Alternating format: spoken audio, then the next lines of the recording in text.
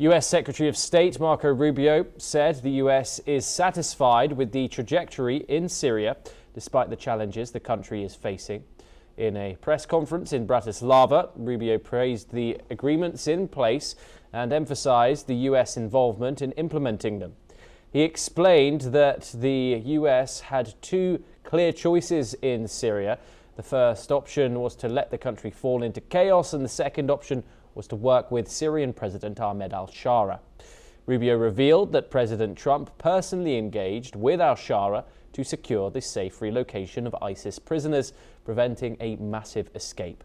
The U.S. Secretary of State also commended al-Sharaa for keeping his word on stopping the fighting to allow the transfer. The U.S.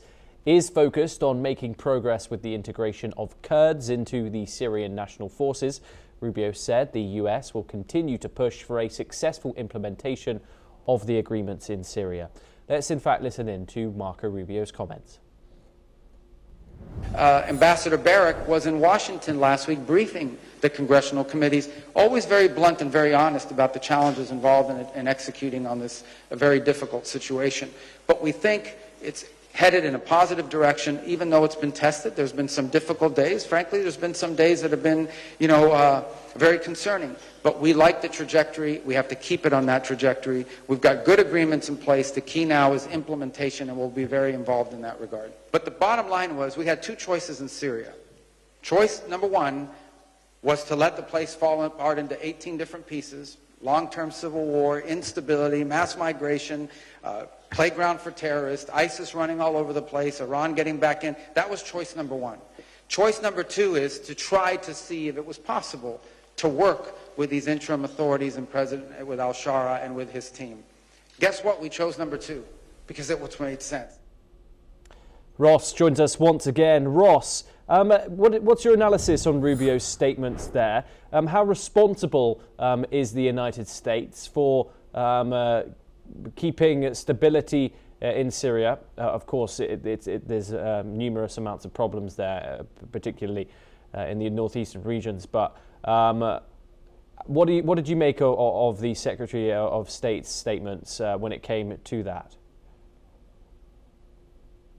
The Trump administration wants to be engaged with Syria and engaged with supporting the new government and pushing it to making the right decisions, whether that's respecting minority rights, dealing with the ongoing threat from ISIS, which is not over yet. They still are active, and also finding ways to de-escalate tensions between Israel and Syria. So the Trump administration remains heavily engaged. It did put pressure on the Kurds to pull back from areas where the Kurdish militia was occupying part of Syrian territory. So for now, this seems to be a high priority for the Trump administration, which I think the new government in Syria also looks at as a positive. They're happy that the United States has taken an interest in helping their country move forward to a better future. Ross Feingold, stay with us once again as we turn over to the US for our next story. But first, we have some breaking news coming in. US President